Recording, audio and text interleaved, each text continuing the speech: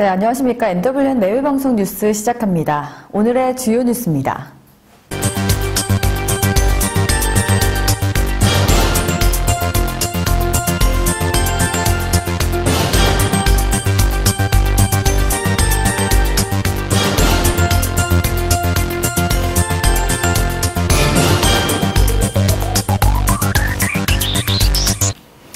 네, 오늘 첫 소식입니다. 오는 27일 열리는 2018 남북 정상회담에서 문재인 대통령과 김장은 북한 국무위원장이 만나는 장면부터 생중계가 됩니다. 남북 정상회담의 주요 일정이 모두 생중계가 되는 것은 이번이 처음인데요. 남북은 18일 판문점 북측 지역인 통일각에서 의전, 경호, 보도부문 2차 실무회담을 갖고 남북 정상회담의 주요 일정을 생중계하기로 합의했습니다. 한반도의 항구적 평화 정착에 대한 문재인 대통령의 구상이 구체화가 되고 있는데요. 아직 남과 북이 평화선언, 종전선언, 그리고 평화협정 등 어떤 방식으로 한반도 평화체제를 향한 첫걸음을 뗄 수 있을지는 미지수지만 이번 남북정상회담이 1953년 이후 계속된 한반도 냉정체계를 종식하고 실질적인 평화를 공고히 하는 출발선이 될 가능성이 커졌다는 점은 분명해 보입니다. 이번 4.27 남북 정상회담의 슬로건은 평화, 새로운 시작입니다. 11년 만에 다시 재개된 민족 역사적인 순간인데요. 평화협정까지 이어질 수 있도록 저희 NWN 내외방송에서도 기원하겠습니다. 조현민 대한항공 전무의 갑질을 수사 중인 경찰이 대한항공 본사에 대한 압수수색을 진행 중입니다. 서울 강서경찰서는 대한항공 본사에서 발생한 폭행 사건 의혹과 관련해 관계자에 대한 말맞추기, 회유, 협박 시도가 있었는지 확인하기 위해 압수수색 영장을 집행하고 있다고 밝혔습니다. 또한 조현민 대한항공 전무는 물론 조양호 한진그룹 회장 일가의 행태에 대한 의혹 제기가 탈세 혐의로 번지고 있는데요. 관세청은 조 회장 일가의 해외 신용카드 사용 내역을 살피고 탈세 관련 구체적인 증언을 확보하는 대로 정식 수사에 들어갈 계획입니다.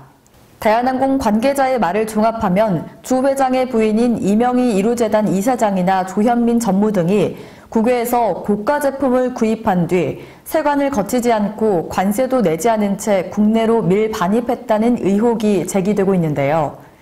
외국에서 600달러를 초과한 물품을 사들여올 경우 반드시 세관 신고를 해야 하고 내역도 관세청으로 자동 전송됩니다. 관세청은 2013년부터 5년간 조 회장 일가의 해외 결제 내역과 세관 신고, 관세 납부 내역 등을 확인할 계획입니다. 반면 대한항공은 밀수 의혹과 관련해 확인이 불가능하다는 입장을 밝혔습니다. 다음 소식입니다. 국정원 댓글 사건으로 2013년에 기소된 원세훈 전 국가정보원장이 4년 10개월 만에 징역 4년에 자격정지 4년의 최종형을 확정받았습니다. 법원과 검찰에 따르면 원 전 원장은 지난 2012년 제18대 대선을 앞두고 국정원 직원들을 동원해 인터넷 댓글과 트위터 게재를 통해서 박근혜 전 대통령 당선을 돕는 등 선거에 개입하고 정치 활동을 한 혐의로 2013년에 재판에 넘겨졌습니다. 이후 2014년 9월 1심 선고를 시작으로 2015년 2월 항소심 판결이 났고 대법원 전원 합의체에 넘겨졌지만 그해 7월 다시 재판을 하라며 사건이 파기됐는데요. 파기환송심은 2년여간 재판이 지연되다가 지난해 8월에야 선고가 이뤄졌고 대법원은 전원 합의체 두 번째로 회부해 이날 5번째 선고에서 최종 결론을 내렸습니다. 하지만 여전히 민간인 댓글 부대 외곽팀 지원 및 국정원 자금 유용 등 추가 혐의로 재판과 수사를 계속받고 있어 원 전 원장의 권한의 행구는 계속될 전망입니다. 직장인 840만 명이 건강보험료를 앞으로 더 내게 됐습니다. 국민건강보험공단은 보수 변동에 따른 보험료 정산 금액을 확정했는데요. 이에 따라 지난해 총 직장인 60%에 해당하는 임금이 오른 840만 명은 13만 8천 원의 건보료를 더 내야 합니다. 반면 이들과 달리 보수의 변동이 없는 290만 명의 경우에는 기존의 건보료를 그대로 납부하면 되는데요. 오히려 7만여 원의 환급을 받게 됐습니다. 직장 가입자의 건강보험료는 전년 보수를 기준으로 부과한 뒤 이듬해 4월에 지난해의 보수 변동을 확정해 정산하게 되는데요. 성과급이나 호봉 승급 등으로 보수가 오른 직장인은 덜 낸 보험료를 추가로 내고 보수가 줄어든 직장인은 더 낸 보험료를 환급받는 식입니다. 네, SNS 등을 통해 알려지면서 최근 사회적인 논란이 일었던 경기도 남양주 다산신도시 실버택배. 경기도 남양주 다산신도시의 일부 아파트에서 발생한 택배 문제를 해결하기 위해 정부가 제시했던 실버택배안이 세금 지원 논란 속에 백지화가 됐습니다. 국토교통부는 19일 택배사와 입주민 간의 중재를 통해 기존의 실버택배를 활용해 문제를 해결하려고 했지만 결과적으로 국민의 불만을 초래하게 됐는데요. 국민 여론을 겸허히 수용하겠다고도 밝혔습니다. 국토부는 앞으로 아파트 단지 내 택배 차량 통행을 거부하는 경우 자체적으로 해결 방안을 찾는 것으로 정책 방향을 정리했다고 덧붙였습니다. 앞서 다산 신도시의 일부 아파트 주민들은 단지 내 교통사고 위험을 막겠다면서 택배 차량의 단지 내 지상부 진입을 허용하지 않았습니다. 하지만 아파트 지하주차장의 높이가 낮아 택배 차량이 지하주차장에 들어가지 못하는 상황이어서 택배 차량들이 배송된 물건을 단지 앞에 쌓아두는 일이 반복이 됐습니다.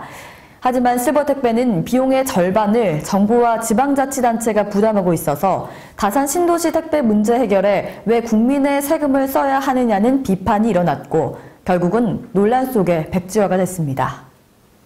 네, 다음 소식입니다. 6.13 지방선거 2달여 앞으로 다가왔죠. 김영록 전 농림축산식품부 장관이 6.13 지방선거 더불어민주당 후보로 최종 결정됐습니다. 민주당 공천장을 받게 된 김 전 장관의 전남지사 입성은 사실상 구분응선을 넘은 것으로 지역 정치권은 해석하고 있는데요. 민주평화당과 바른미래당 등 야당이 민주당에 비해 경쟁력 있는 후보를 공천하지 못할 것이란 관측이 우세하기 때문입니다.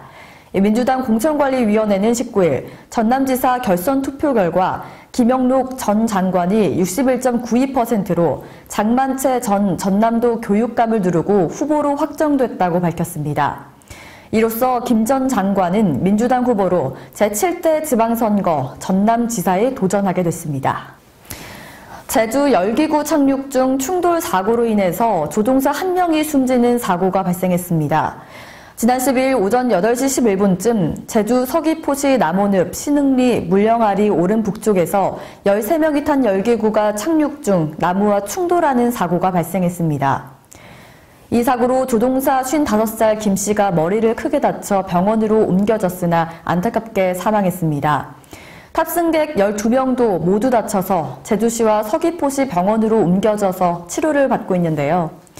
나무와의 충돌에도 끝까지 조종대를 놓지 않은 조종사 김 씨의 사망 소식에 안타까움이 더해지고 있습니다. 숨진 김 씨는 2200시간 무사고로 운전을 기록한 한중일 유일의 상업 열기구 조종사로 알려졌습니다. 다음 소식입니다. 김경수 더불어민주당 의원이 19일 경남도지사 출마를 선언했습니다. 같은 날 오전 지역에서 예정된 출마 선언식을 취소한 뒤 약 8시간 만인데요.